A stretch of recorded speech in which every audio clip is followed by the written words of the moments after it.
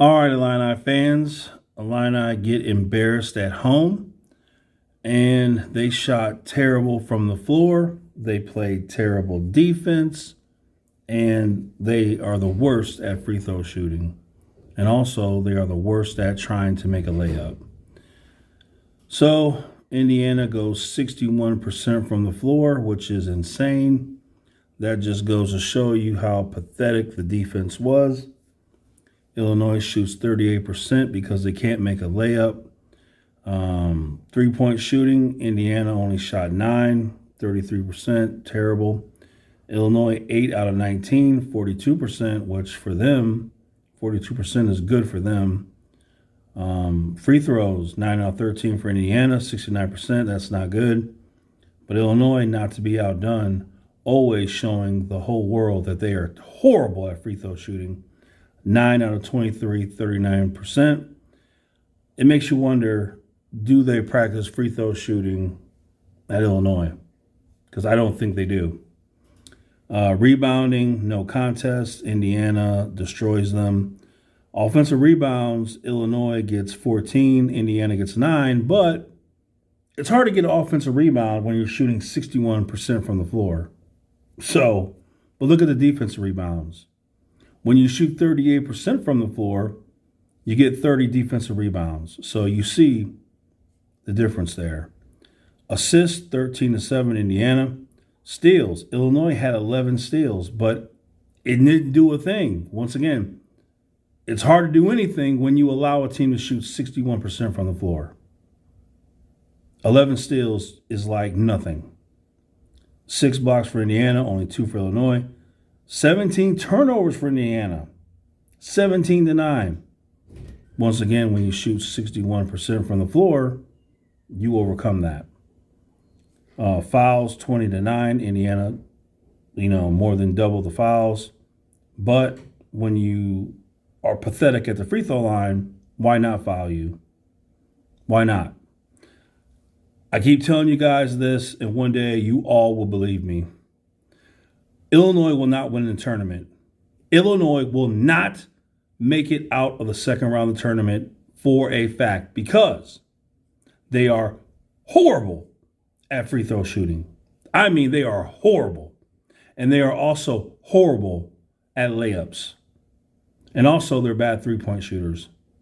And also, when they play against good players, their defense is very suspect.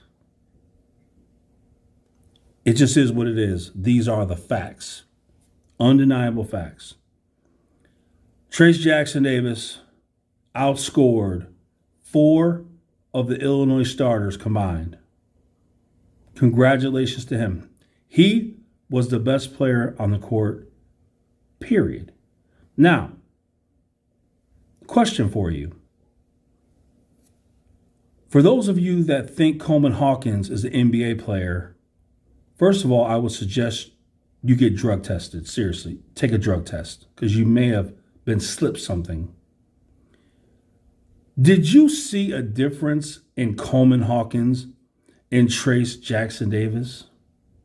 Was there a difference in the caliber of player? Which player would you take on your team? Coleman Hawkins sucks. And I want everyone to admit it.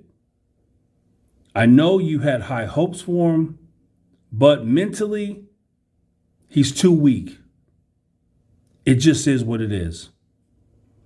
So Coleman Hawkins, who physically is about the size of Trace Jackson Davis, but he doesn't have the skill.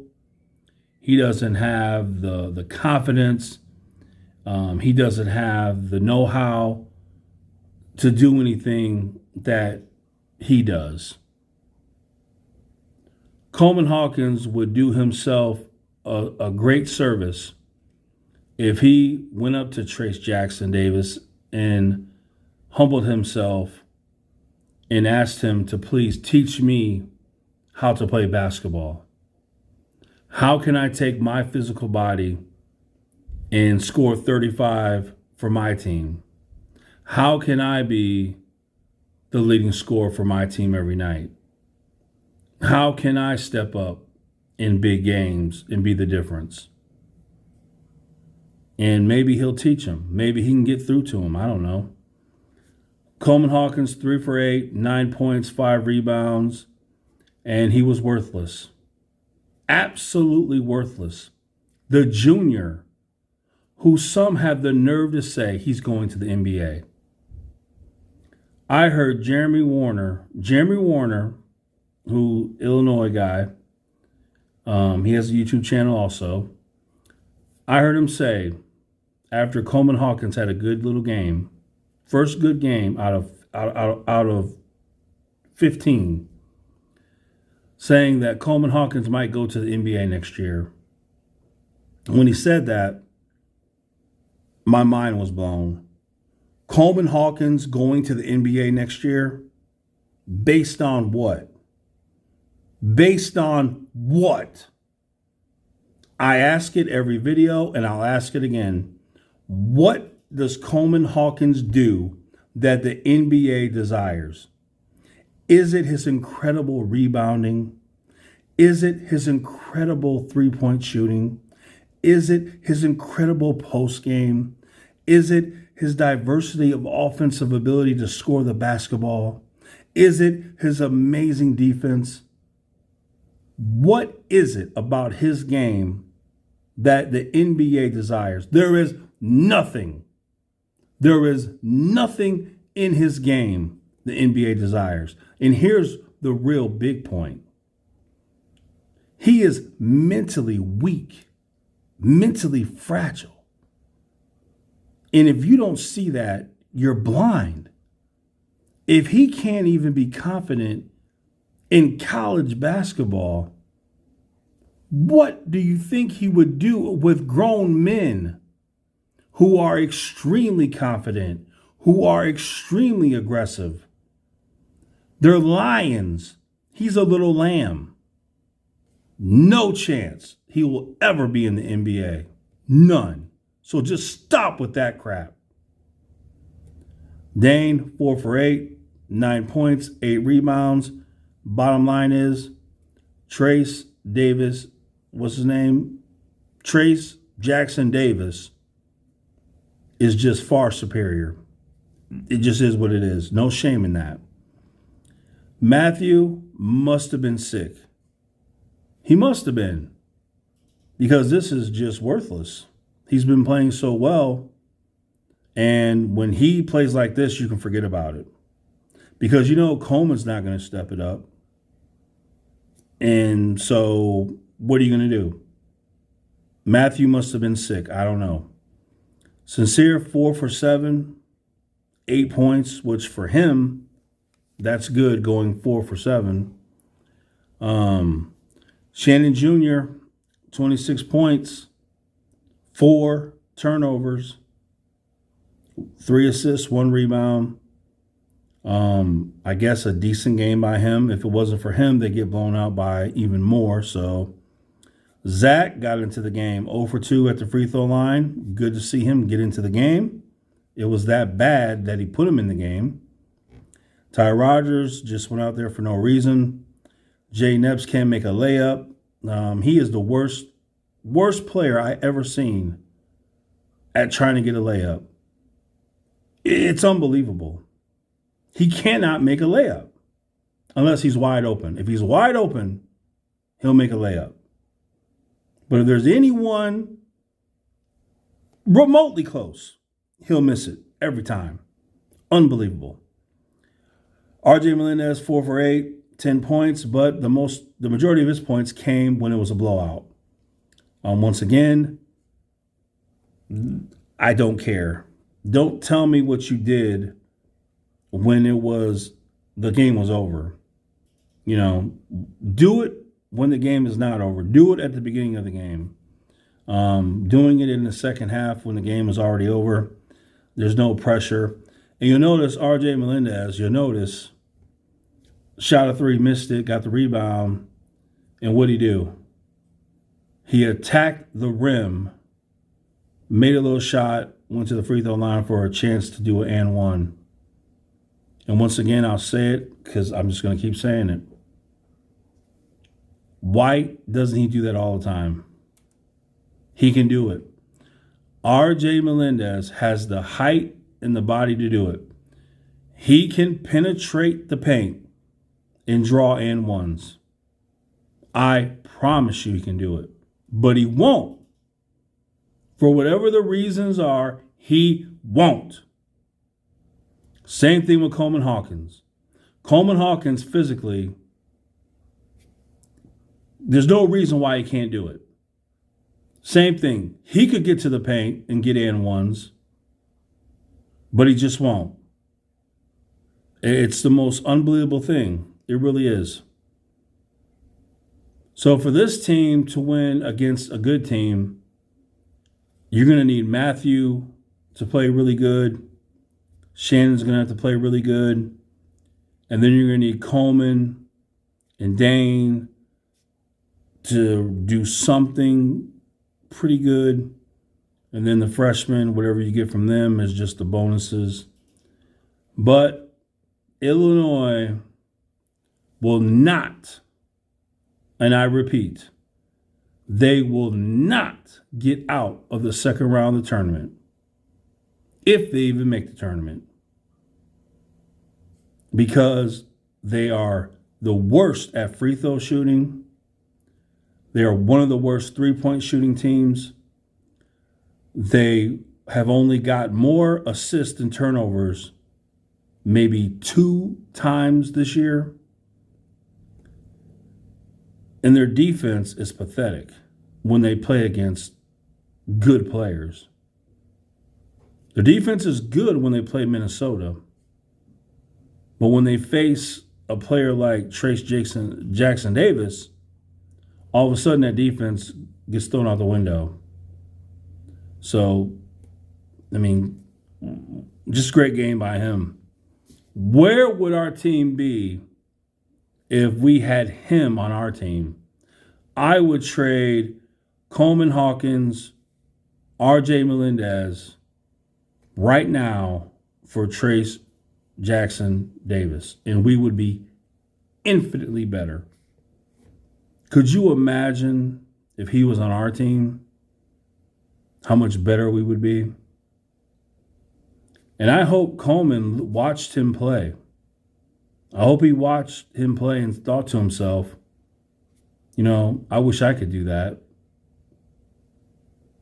So it's a home game and you get embarrassed. That's not good. So looking at Illinois' upcoming schedule, you got Ohio State coming to Illinois, another home game, a chance to recover. Then you got to go to Wisconsin. You know, that's not easy. That's going to be a tough game. And then you got Nebraska coming to town. You ought to win that home game too. So that's January. February, you got to go to Iowa. You know, road games are always tough. Minnesota at home, that should be easy. Rutgers coming to town, that's going to be hard. Going to Penn State, we know that's going to be hard. Then you got to go to Indiana. You got Northwestern coming to Illinois. They're going to be inspired. And then you go to Ohio State. Road games are always tough. Michigan coming to Illinois. And then Illinois ends the year by going to Purdue and getting blown out by 30. So, you know, Illinois, they should make the tournament, but they will not advance out of the second round of the tournament for the 3rd year in a row. That's my prediction. Last year I predicted it, and I was correct. And I stand by my prediction this year. And the reasons why are simple.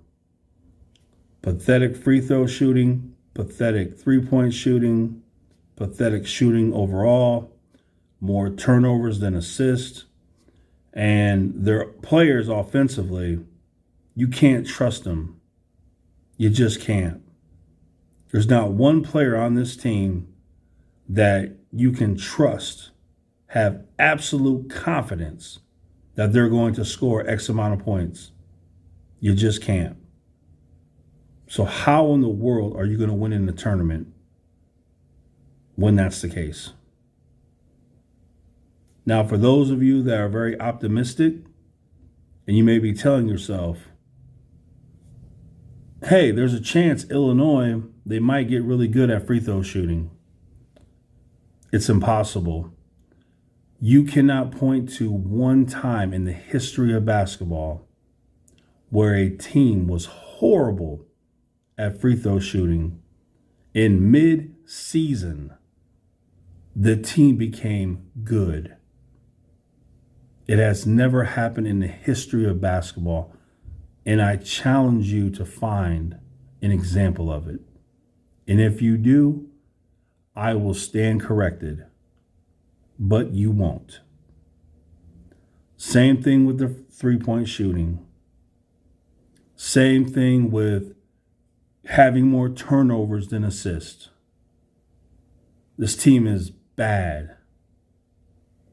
And yes, they beat UCLA. They beat Texas. They beat Michigan State. That's college basketball. Anything can happen on any random night. But when you get in the tournament, you're playing for your life, your basketball life. It's not a joke. There's no tomorrow. And so when you get into that situation, you're going to be playing teams that are playing at their optimal. And that's where Illinois gets blown out in the second round. So I have no confidence in this team.